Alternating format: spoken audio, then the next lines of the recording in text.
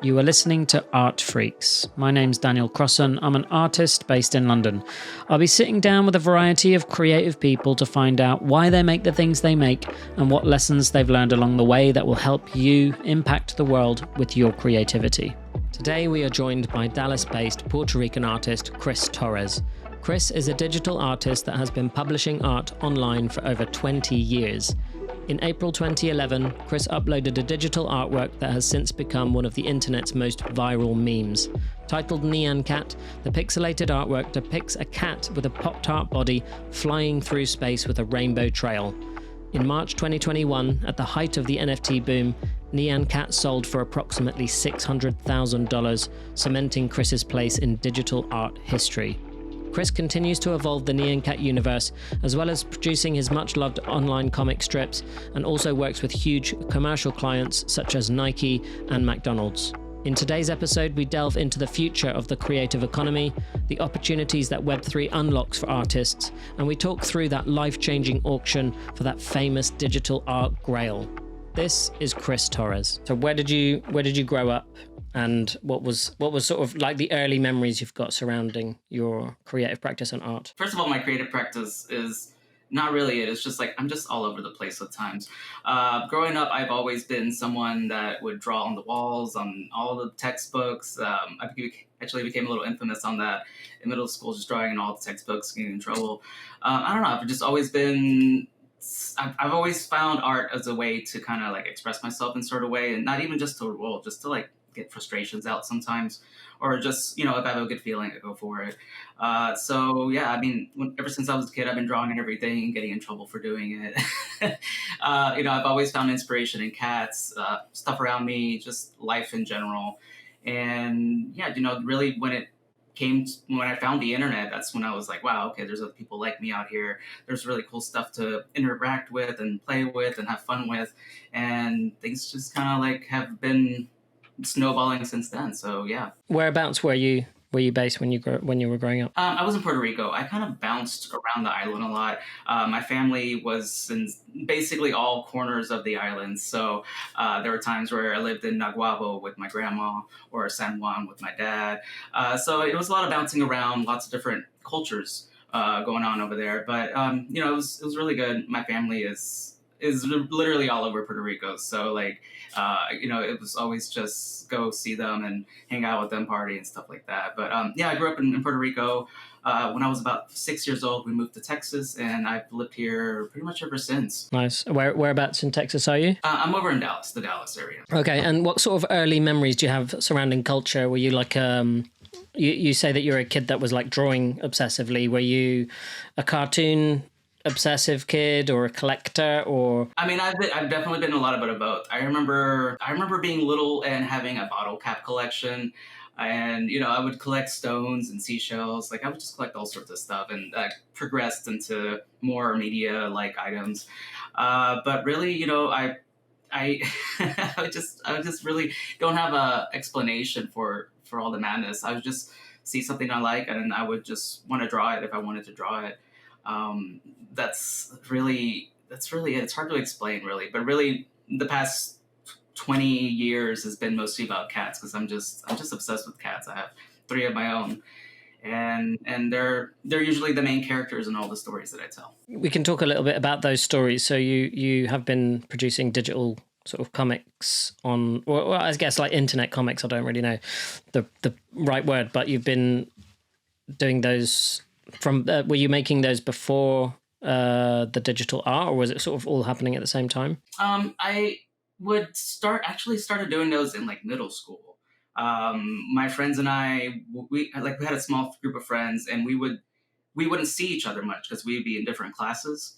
So what we would do is we would draw comics and then just kind of trade them off within each other during the day. And that was kind of our way to communicate with each other. They were all stupid little crude stick figure comics, but that's just how things got by back then.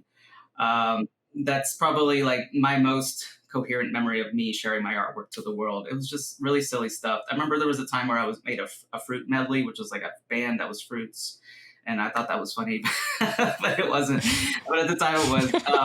But then it just kind of evolved into, I really got in a place in my life where sharing art was kind of me expressing myself. And, was kind of by myself a lot. So I would just do that. I would post comics of myself and post them online. Eventually, I realized a format that I really enjoyed and I kind of ran with it. A lot of my comics back then actually became really popular, like the Rage Faces in the early 2000s used a lot of my artwork. Like a lot of my art had those like really expressive faces, like just really weird faces. So they got used a lot. And yeah, just kind of like drawing whatever felt right at the moment. And you're kind of like in sort of hinting there a little bit about being sort of very early on the internet, or at least as like an early creator on the internet. And I think that the relationship there has changed a lot for creators because, well, things like social media and stuff, but there was this sort of innocence in sharing online, 15 years ago, whatever. That's kind of, it's sort of changed, and it's like it's now based on, it may come back to that, but it was based very much on like trying to get in front of as many eyes as possible now, whereas there it was like to your friends on the internet. And I had like friends that were doing YouTube stuff, early YouTube, and they ended up leaving YouTube because that feeling of you were making it for the community left, and it started to get a bit too polished, and you lost that kind of realness, really. So yeah, I'm interested in terms of your thoughts on like how the creator sort of relationship to the internet's changed. Yeah, I mean, it definitely was more punk rock. That was the word I was trying to figure out. I felt it was more punk rock back then, but even back then, we didn't even know what a lot of us were doing back then. Like, I didn't know what I was doing back then. I was just drawing just for fun. There was never any oh, this is going to make it in mind when making any of my pieces.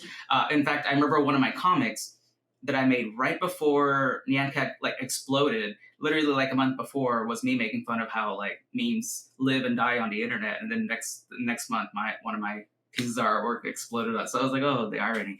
But no, back then it was just like you wanted to just share it because you wanted to share. I'm still like clinging on that. And I know in today's world, it's all about getting in front of everybody, getting as much viral as possible. If your stuff doesn't have 1 million views in a day, it's over.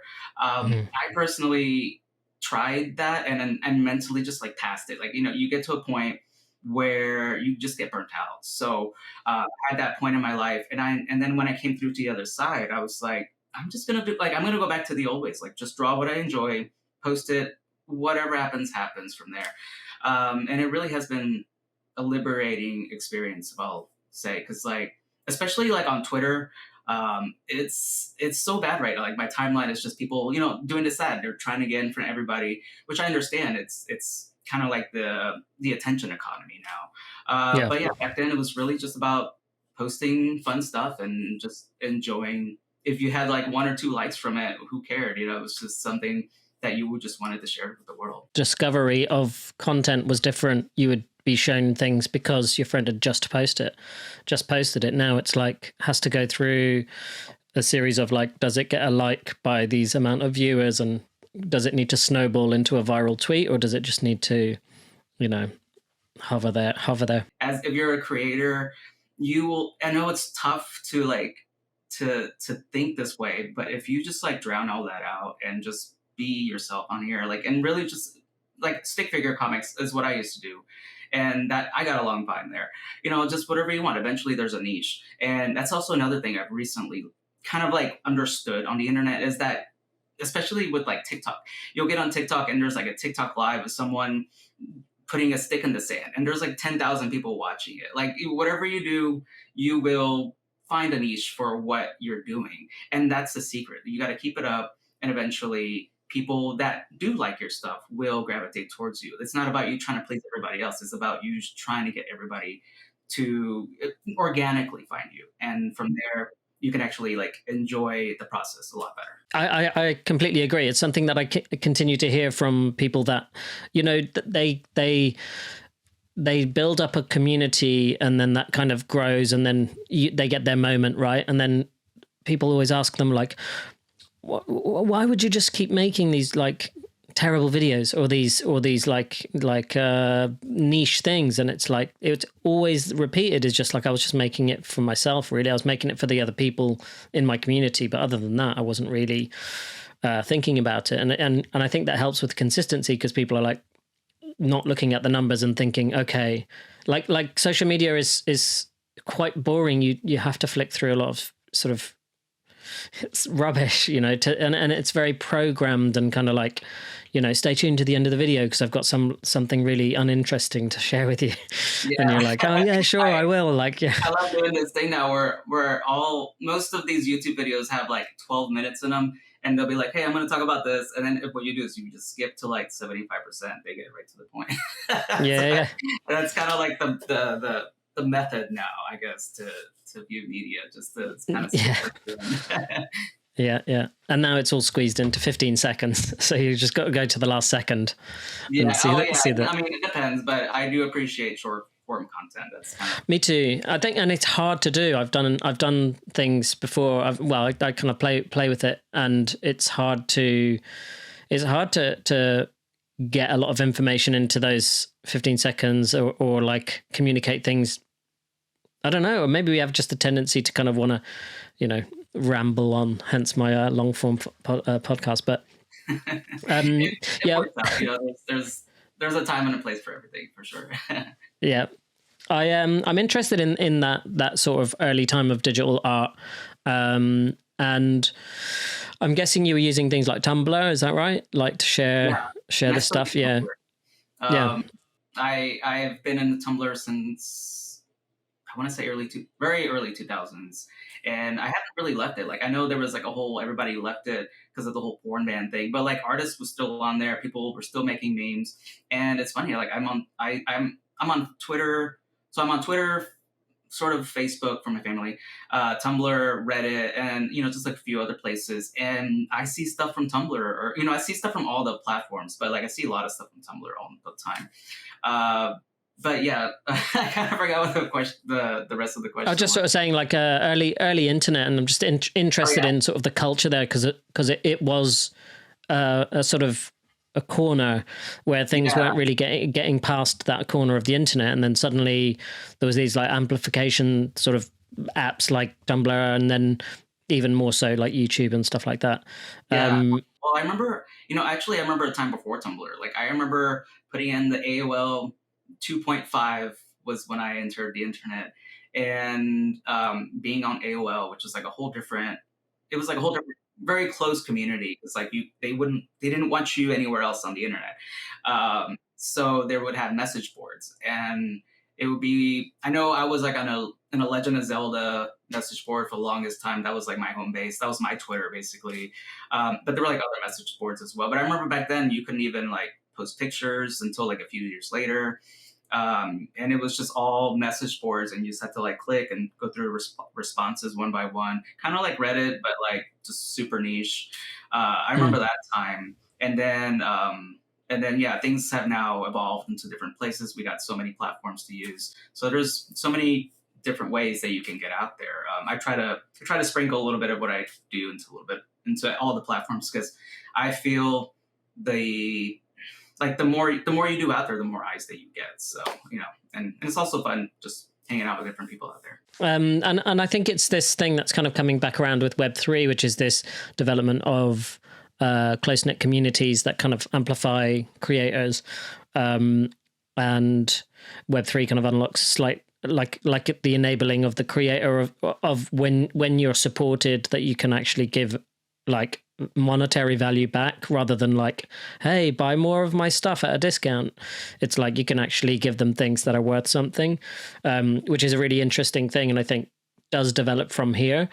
We will talk a bit more about Web3 and NFTs and stuff. I wanted to talk, obviously, you've told the story 100 times and I'm probably sick of talking about it. But in 2011, you uploaded a GIF of a pixel cat with a Pop-Tart body flying through space with a rainbow shooting out of its arse.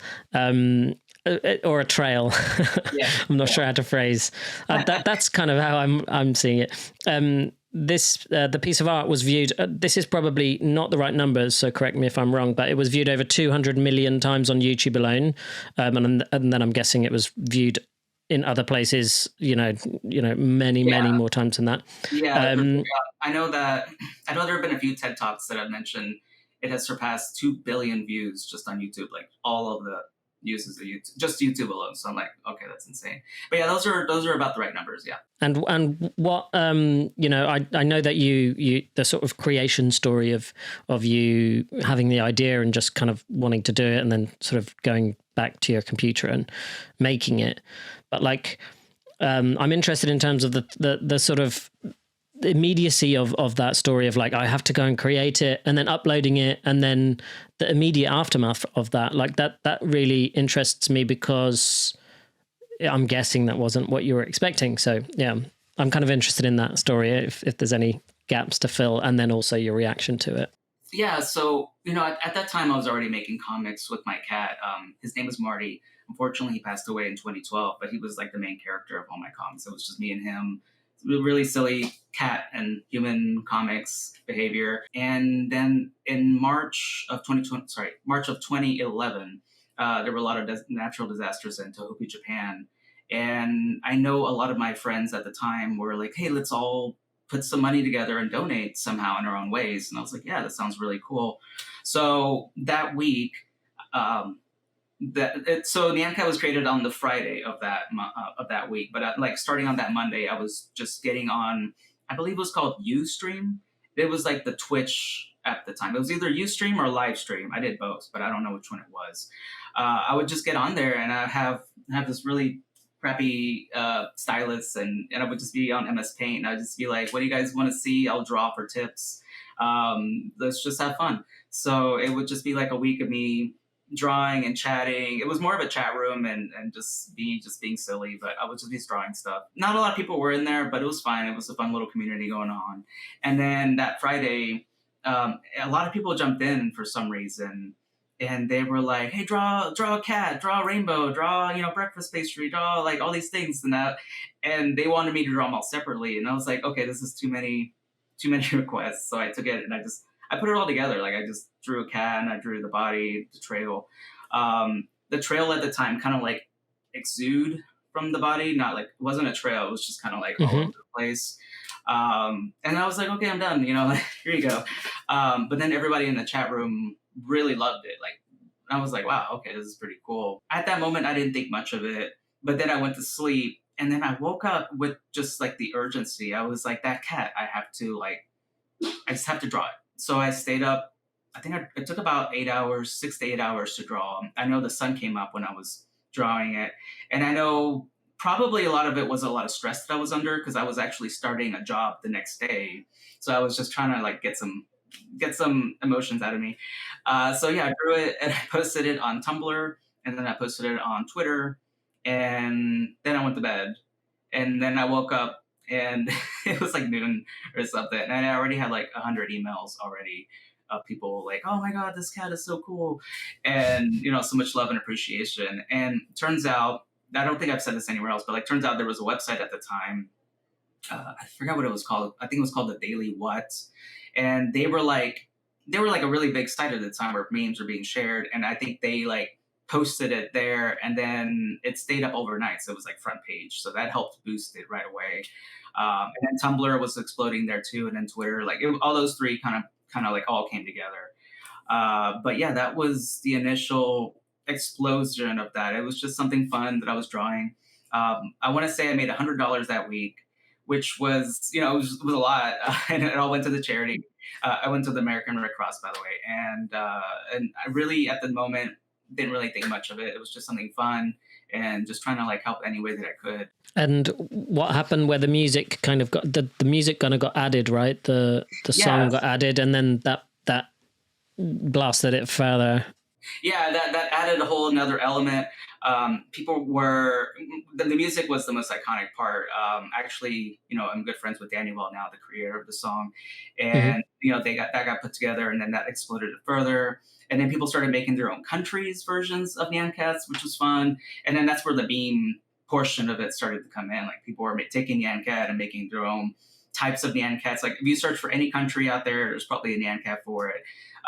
Whatever pop culture events were going on at the time, Nyan Cat was on it in some kind of way. I know deadmau5 actually messaged me like shortly after, and he was like, "Can I wrap my car in it?" And I was like, "Sure." And then turns out he wrapped his Ferrari in it and won the Gumball 3000, which was just huge. Amazing. Skrillex was a really big fan. I made him a custom Skrillex Nyan Cat, and then he played it in all his shows.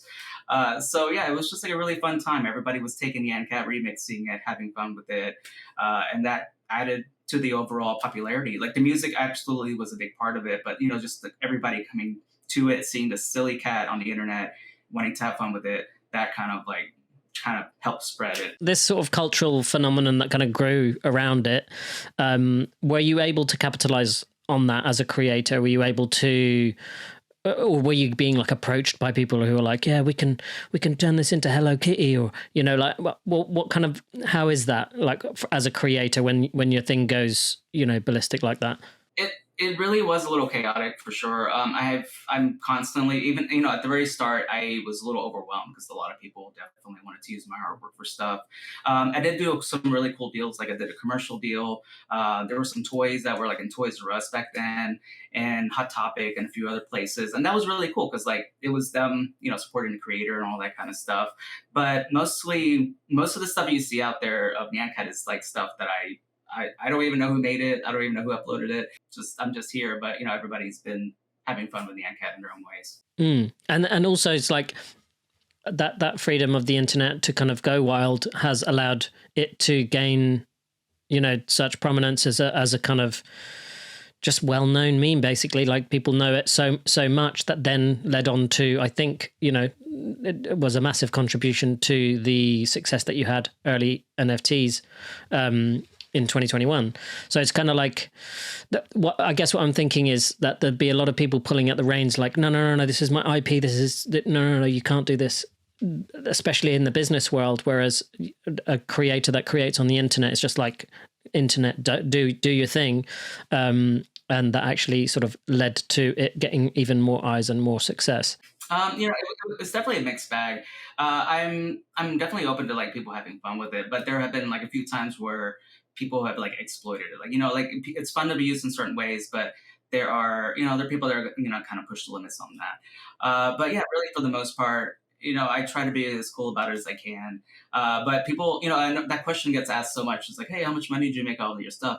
First of all, I'm just like, not as much as you think. But second of all, like, it's thanks to Web3 that I actually like have in the recent years gotten some proper attribution to my stuff. So I owe Web3 a lot of, just gratitude just for, supporting artists like me. Let's talk about that. So in 2021, your Nyan Cat piece sold as an NFT for $600,000, which is absolutely crazy, basically. And I don't think you had been in the NFT space for long before that happened. So you must have been like, no.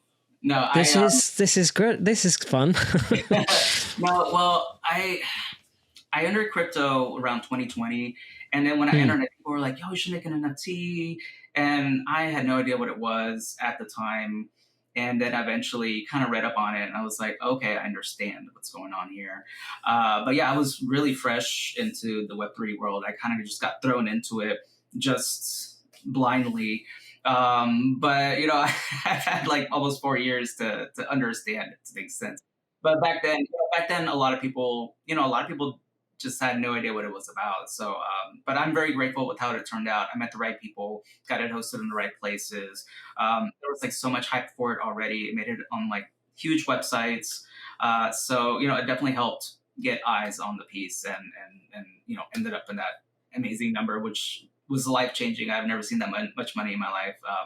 But yeah, it was totally surreal. Yeah. And when I said that you had sort of been into crypto for a short time, I think what I was sort of meaning was that finding out what an NFT is and then getting an NFT out there and then having that successful sale was a kind of whirlwind, but you did it perfectly at the right time. It really landed at that real perfect time of that particular cycle. Yeah, I'm interested in terms of like when I've seen interviews with you after that sale and stuff, there's one question I just want to ask, because I know loads of people would want to know. What did you do when your sale happened? When you see that number and it is obviously life changing, did you feel a lot of freedom from that, or did you feel a lot of pressure, or is it a mixture of those things? It was a little bit of a mixture of those things. Obviously, it was life-changing money, but the truth is, like, I'm still holding a majority of it. But I was able to like fix a lot of my situations. Like, I was able to pay off bills.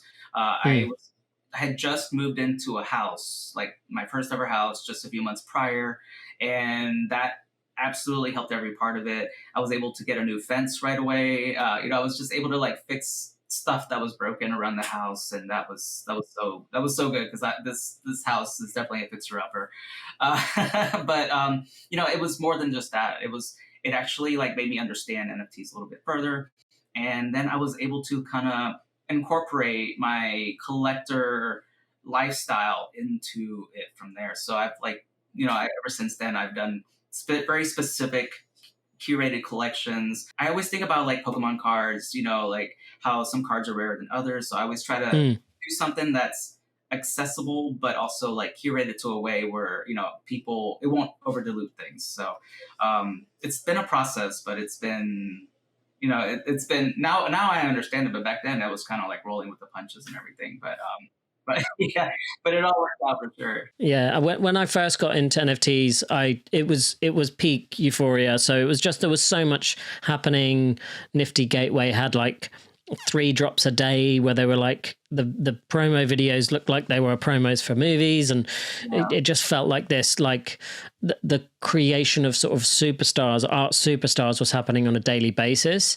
And then I think from watching those interviews of you around that time, and this isn't a slight on anything that you said in those interviews, but I could feel the energy and euphoria around the promise of a creator economy. And I think that we have moved. There is a development and a movement in the site, and I think I didn't realize when I got into crypto how big that drop of a bear market is, and how dramatic that change in energy feels in the space by the people that are still there. So I'm interested to know how you feel now about that kind of stuff. How has that changed, and how you got through the bear market? Because it's been pretty tough. Yeah, no, I first of all, I'm very glad that you said that, because I do totally agree. When I joined Web3 NFTs, it was about artists. Like, artists would come first. Artists would be featured. You would understand and know more about the artists before collecting their work. That was so huge for me. Like, in Web2, it's difficult to sell your artwork out there. I remember, like, me and my group of friends, we would do these things called Your Character Here, or YCH, where it's like you draw like a little, basically NFTs before NFTs. Like, you draw a little character and then you put on a hat on it, you change the color, or like, like we would do that, and we would be like, we'll do these for like $10, $20. And, that's how we got by back then. And it was fun. It was like a personalized experience. And when I saw that happen with NFTs, I was like, oh my gosh, this is just like a way more hyper version of this. So, I was really all in for it.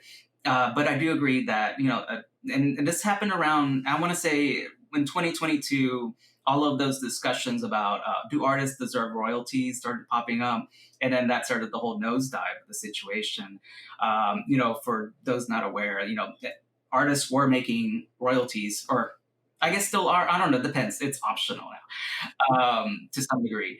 Artists would make royalties off their artwork, and that's how you would support an artist, and then the artist would continue. And it was an ecosystems kind of thing. But then in 2022, people were like, artists don't deserve royalties, and that dropped the whole bomb on taking away royalties from specific markets. And the whole time I'm just sitting here, I'm just like, you do know if you take away artists, royalties from artists, they're going to go somewhere else, right? They're going to go move on, and they got to make money somehow. So, and that happened. And now we're left with Fiverr art. I'll be a little frank there. There's Fiverr art all over the place. But yeah. Do you feel that the royalties decisions, let's say, made by major marketplaces was a contributing factor to a lot of artists leaving the space? Oh, absolutely. Yeah, absolutely. Once the platforms made it very clear that artists were not going to get paid for their work, or would take a large percentage for doing nothing for featuring an artist, and I'm very frank about this already on the internet. That had a big drop off. I don't see that many artists right now. I mean, there's plenty of new artists that have come in, but those ones that were here with me in 2021, they all dropped off. They all had to say goodbyes. Personal reasons, or whatever reasons. But I know that royalties were definitely a deciding factor in that whole change. However, I do want to say that I have noticed it's coming back now. People are starting to understand that artists do need royalties to actually contribute to the space. And I am seeing, and I'm very hopeful that it's all coming back, and we're going to be back to a creator economy. I've always been like just a big person about the creator. I remember when Nyan Cat first sold, I would be on like news website, like news interviews, and I would just talk about it, and it would just be like, what are you talking about? But like now it's all kind of playing out. So I'm hoping that my predictions are true going forward. Yeah, I think NFTs unlock something, but I think the people that appreciate like that those things are not kind of here yet. And I don't want to say we're early because I don't know whether these people ever turn up. But, quite obviously the attention on art was because people could, there was certain things that could happen where they could buy something for a certain amount of money, and 2 weeks later that artist could be being talked about on Discords as being an important artist in this evolving, digital art renaissance, or wherever that everyone was kind of touting it as. And I'm not saying it wasn't. I just there was obvious manipulation there in terms of people had incentives, So I think it's interesting to see where it's gone, and I think that the energy and the positivity has been taken away, but there's still loads of artists making these really cool things, and it still does unlock this thing of like, I don't mind it. I don't mind sort of still having to grow my audience and still having to put out content and still make art. And these people that are supporting me, ask them to support me by buying an NFT. But then also later on down the line, it's just like, I can help. I can now, it's like owning a piece of a painting. And then, something happens where you can sell that painting for profit. Like, let's say you bought Banksy early, Bristol when he wasn't a global superstar, you can sell it now for like 100 grand. Right. But I'm not saying I say like take that down to like a really, really small version of that, where it's like this brand deal that you do later or something, you can then give access to the people with the NFT. It unlocks all of these kind of interesting things, and you've seen the success of things like Patreon and stuff like that. So it's kind of people do want to support creators. They do want to buy them a coffee on that app or whatever.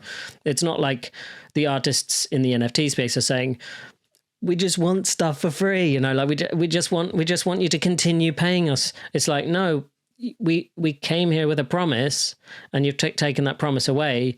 And, then what do you expect? You want us to leave? You want us to take a lot of the culture outside of the crypto space that's existing there? It's like, it's a really, really important part of the space. You go to any event, it's not people talking about tech. It's people talking about JPEGs and the culture that's being created.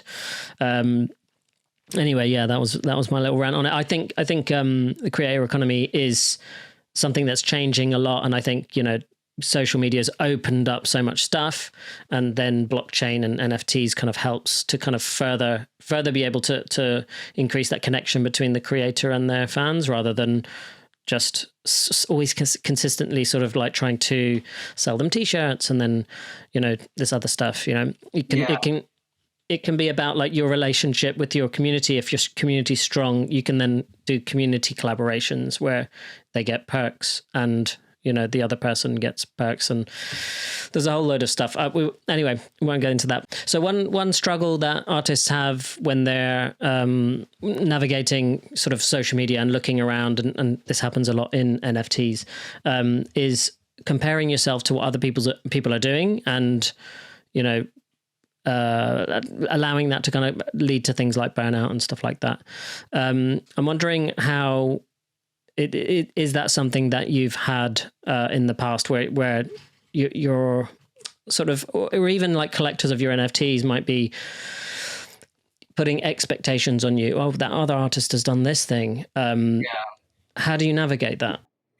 I mean, I get it every day. I got like 10 earlier today. Like, it's just always going to be a constant thing in the space. I don't think it's something people are prepared for when they enter the space. I'm over on Reddit, which I will be, this is my own opinion. I think they're like a few years behind on the ecosystem idea of everything on NFT space. So a lot of artists will come in and they're like, I made a piece and then I'm ready to sell it. And I'm not the one saying it. Other comments are like, it's not like that anymore. You have to like show yourself, prove who you are first. You can't just make something and, and not even tell us your name or screen name or your past experiences. Like, there needs to be a story associated with all of your stuff. What was the second part of that question? The kind of trailed off there again. I guess, yeah, like just people saying like, oh, why are you not doing this to increase the value of my NFTs? Or even just like looking at what other people are doing on social media. Because I've looked at your Instagram and you're not necessarily posting, 3 times a day or 2 times a day or whatever it is. You're kind of doing your own thing. And I think you're obviously navigating doing things on your own terms well. Yeah. And I think artists struggle with looking around and thinking, oh shit, I should be doing that. That's kind of the point I was trying to get with my original rant, is that artists aren't prepared for that coming in. Again, people do that all the time to me. Right now, the biggest thing right now is that everybody wants me to make a coin, and I've been very art forward since the very beginning. So my answer is always no. I just don't believe in it for myself. I know there's other people that it works great for, just not for me. I get people trying to make me make entire collections for them, be on different chains. I mean, you name it, like make their own mascots, I don't know, like it's people are just constantly trying to take out here, if I'll be honest. But it really is, if you just hold your ground and go, no, this is my path. This is what I want to do. This is how I see myself in 10 years. This is how I want my artwork to be displayed, collected. Like when you have, and when you're beginning, like I promise you, it's going to be so difficult to figure out. I had the hardest time figuring it out myself, but I think the most important thing is just to keep your cards close. Don't trust everybody out here. Don't make stuff if you're not comfortable with it. That's the number one thing, because I see a lot of artists get burnt out doing stuff for stuff, and then it flops, fails, and then they just get so discouraged by it. Keep true to yourself, what you want to make for yourself, something that you can be proud of in the future, and then it will suck. It will definitely suck, because you'll see other people launching stuff that took them 10 minutes to make, and they'll make $1 million right away. Crypto out here is just insane. But if you kind of just hold true to yourself, what you like, what you want to do, eventually I feel like I said in the beginning, you'll get the audience that you want. And over time, things will just, proliferate and, get better from there. I liked that you talked about long-term vision, because I think it's something that looking at your work, I've seen in terms of, for example, there was this, so we had that massive art, 2021 phase. And then it kind of moved on, and the market and the attention moved on a little bit. There was still a lot of stuff going on, but the main majority of the attention was elsewhere. And then there was this like little phase where open editions got really massive, and you did an open edition, which just like the mint number was really, really high. I don't know if you can remember exactly what it was, but it was, I remember, I've got one, and it. Is this for? Oh, sorry. Go ahead. You finished. For the balloon, for the Nyan balloon. Yes. Yeah. That was that was funny because I had a whole another story of its own. But yeah, like and honestly, I'm still bullish on open editions. I feel like it's a cheap way Me too. for artists to provide stuff and, go from there. But anyways, yeah, the Nyan Balloons was an open edition. It was like my first, I think it was like my first main open edition where I didn't have a cap on my work. And I was like, hey, if you guys want this, it was like 0.007. It was like $15 at the time. And it was like, if you guys want this, enjoy. But that exploded way beyond expectations. But then I started using tools to like expand on the whole universe. So now the Nyan balloons turned from 1 balloon to, I think there's like 28, and I'm brainstorming the next one. It takes time, but just that kind of stuff. Like going back to me talking about how I like to curate myself, I enjoy open editions and limited editions, but I personally have always been like, try to keep them as small as possible. So then like with the boom of open editions, I ended up with 21,000 Nyan balloons. And then just recently, like just a few weeks ago, I launched Nyan.Cat, which is like a tiny, tiny version of Nyan Cat on base. And that grew to like 50, I want to say close to 50,000 or somewhere in that number. So that's like amazing. That's a whole new realm for me.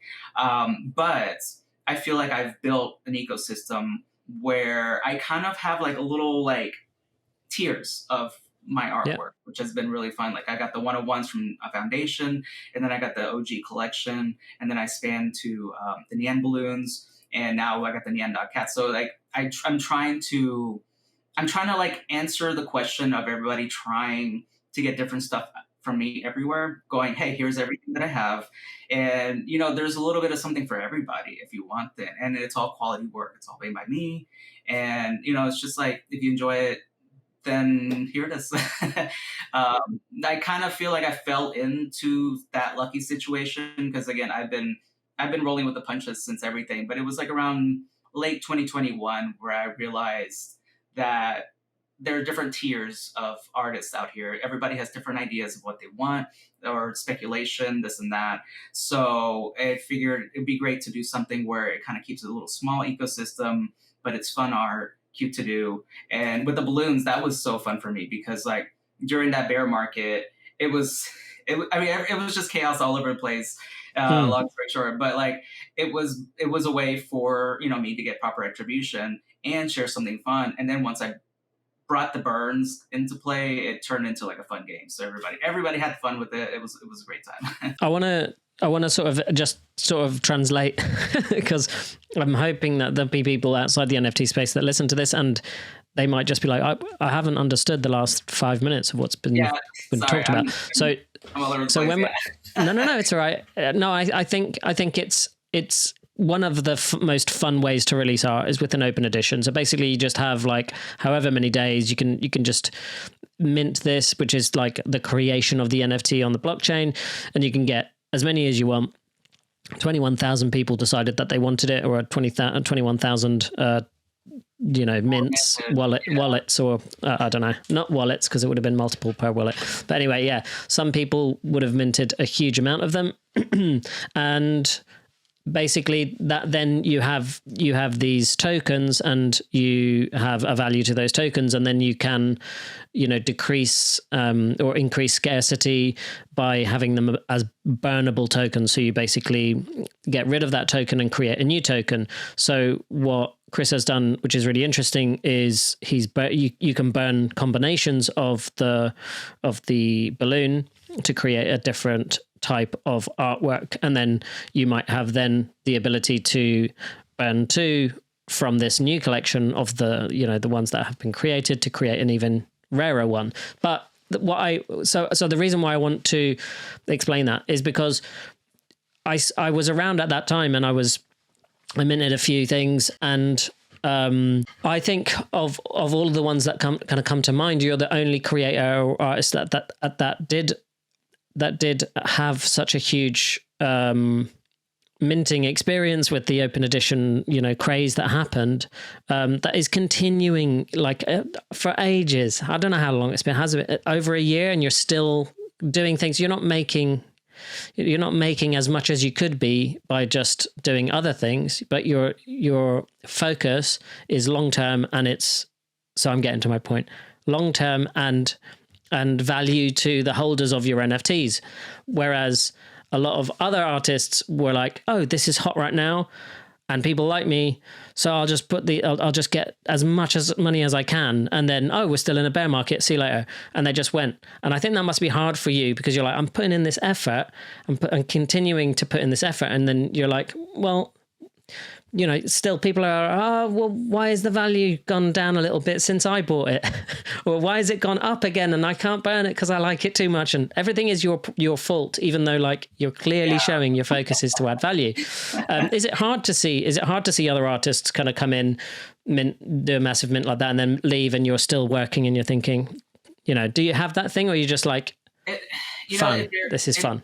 It absolutely is something that crosses my mind. Like, you know, the overall space will be judged in a certain way. And, you know, when a lot of artists, you know, just leave, the whole space will be judged accordingly. So, you know, I have had that before. But, you know, again, I've been, even before Nyan Cat, I've had people just demand stuff. So I've been very stubborn, is the word I'm going to use, you know, just about how I think things go. But, you know, I do see that. And honestly, like, I'm absolutely not trying to like fault any artists out there. Everybody has their own methods of why they don't want to be here. And I totally understand the life of just needing to be supported to continue making work. Like there's some people that it's make or break on that kind of situation. So like, you know, absolutely, it's more about how the economy has shifted away from supporting artists that has led to that, you know. And so I don't think the artist should be blamed in that degree. But you know, I have noticed that people are constantly like, oh, what do you do? What do you want? And I'm like, oh my gosh, I have a list. You know, if you want a list, you know. But I've recently broken through to the point where I'm just like, you know, I know what I'm doing, and I could go on this length to explain it, but a lot of people don't really even care about the explanation. They just want like an immediate, like they expect you to launch something tomorrow just so they can make $100 off of it. Like, you know, I understand all sides of it. So, you know, it's all about just being like, you know, I'm here. If you want me, I'm here. You know, if not, that's cool. Like, and that has actually been really liberating, because like during the peak bear market, when people were demanding stuff left and right, it was really stressful. Like I'm constantly stressed already, just like existing. So like that different layers of people coming up to you going, no, you need to do this and that. And just like, oh my gosh. Like, it's the last thing I need. Shut up. Yeah. But you know, it's worked out. I mean, it really has been an act of stubbornness that has ended up being a lucky path for me, I think. You know, long story short, but yeah, I do see that out there, and it really does suck to see. And I message people all the time when they're getting like harassed, bullied, etc. I'm just like, you know, don't worry about that. And I know it's really hard to take that information in, because I don't even follow that most of the time. But if you like at least acknowledge it to some degree, it will at least help ease in some kind of way. Yeah, it is an interesting sort of dynamic of this space, is that because the artwork is connected to a token that has a monetary value, it kind of, that's why I feel like we don't, when I said earlier, it's like we're still early, is that I don't feel like a lot of people that are in the space, and I say a lot of people, there are people that do this, obviously, but I think, you know, I don't think there's a lot of people that collect NFTs because they want to look at them or to have that ownership aspect. I think you look at something like Comic-Con, or you look at something like, I don't know, art toys and stuff like that. People are just collecting things because like they literally just look at them. They just want to own them. There's just like, by having the collection, and it's like, oh God, there's one that I don't have. Mm-hmm. That it's like some people in the space that are just like driven by greed don't understand that. Like some people literally have jobs so that they can buy stuff that really has no real value. It's just a piece of plastic, but they just need it. They need it. They love it. That is their passion. That's why I feel of like, sorry, go on. Oh no, I was like, yeah, like people love to collect. Like that's, and again, there's different degrees to that. But again, like when I was a kid, I would collect bottle caps, sticks. Like I had an awesome seashell collection, and like I had like crystals. Like it was just fun to collect. So, that's my mindset, like just stuff fun to collect. I know there's people that are speculators out there, and those are the ones that will be hounding you every single day in the inbox. But it's like, I didn't, like to the speculators, just like, I'm not the one that made you make 100 of these. Like, it's not my fault. Yeah. And then actually in this past year, I've really enjoyed the fact that I can do open editions in a super cheap way. Like with the Nyan Cat, I launched it for 34 cents. And it's wow. That's so cool. Like in my mind, I don't have to be like held accountable for 34 cents. It's a piece of art. You buy it because you like it. There's always going to be speculators throughout all of it. But, those that want to collect will have a good time. And that's what I'm here. Inevitably, there'll be somebody who said, I minted 10,000 of them. what can I do? I'm terrified of that. Back when I was doing the original Nyan Cats, I'm still a part of it, although I'm keeping it really 10-9 for now. Anyways, when I was doing that, I would launch them and then bots would just take them like instantly.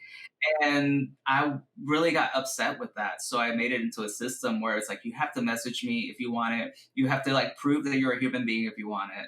And I will only sell you one because like, I'm here for collectors.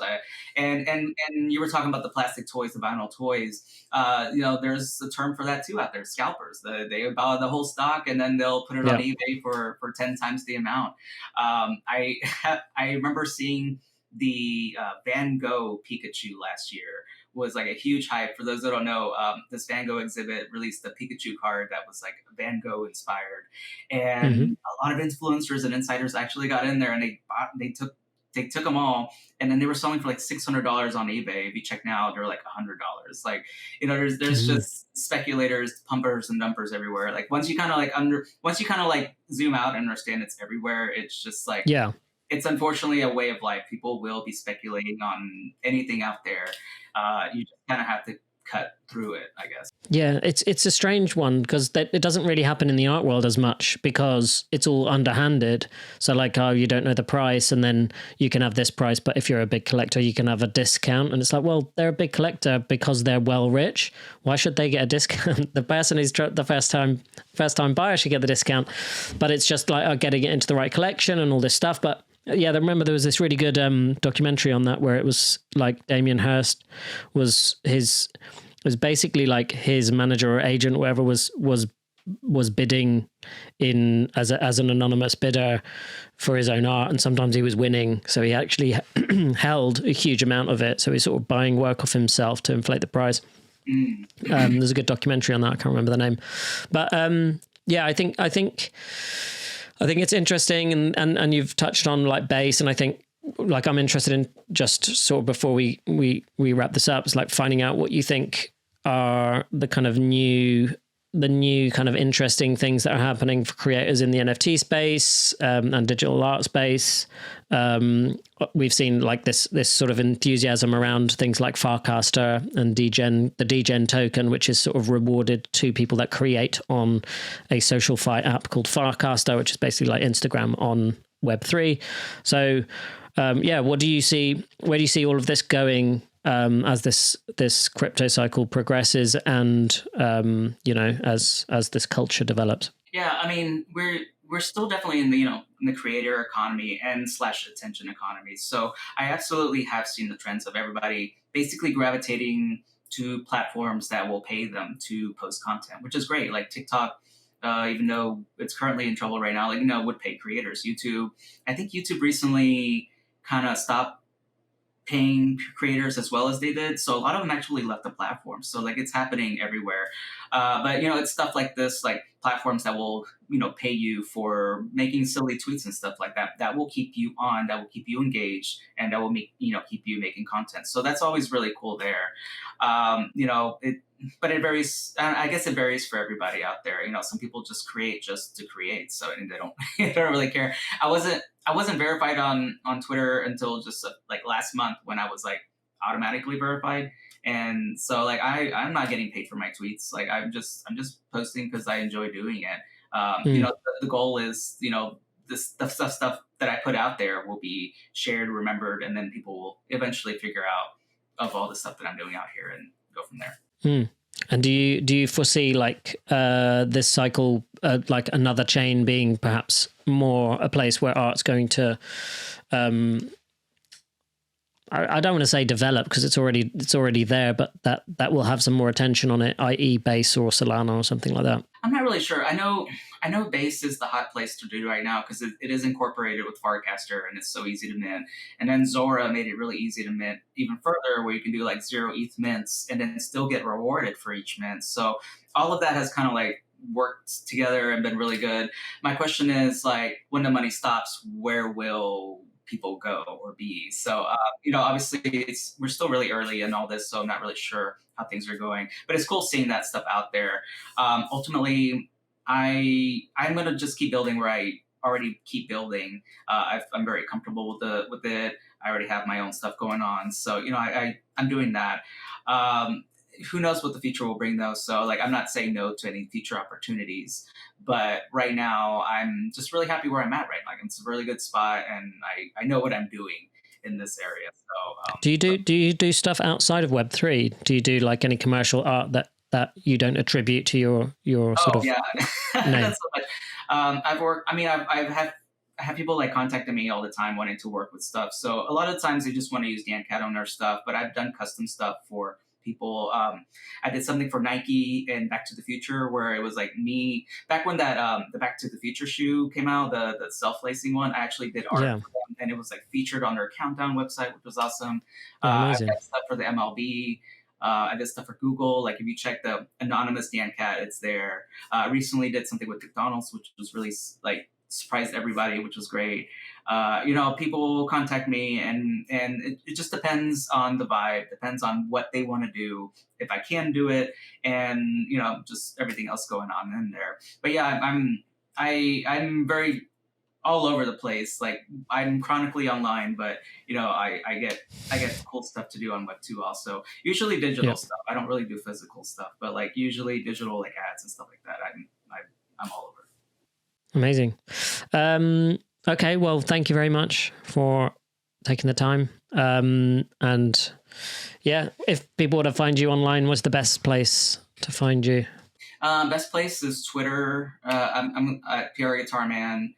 Tumblr. I mean, on Tumblr, I just reblog cat photos all day. So, I mean, I do that on Twitter too, but, my light went out, but, but yeah, Twitter, PR Guitar Man is the best place to find me. That's where I'm mostly online and just post cat photos all day. Okay, cool. Thank you so much. It's been a real blast talking to you, and yeah, hope to catch up with you again soon. Yeah, sounds great. Thank you so much for having me. Thank you so much for listening. Please be sure to follow our guests on whichever social media platform you enjoy using most. Links are in the usual places. Links to all my social media accounts can also be found at the bottom of every single page over on my website at danielcrossan.com. The best way to support this podcast is to subscribe on Apple Podcasts or Spotify. Please leave a review and even consider sharing the podcast with a friend. Special thanks goes to Low Fox for producing the music for the podcast. Thank you very much again for listening. See you next time. Take care.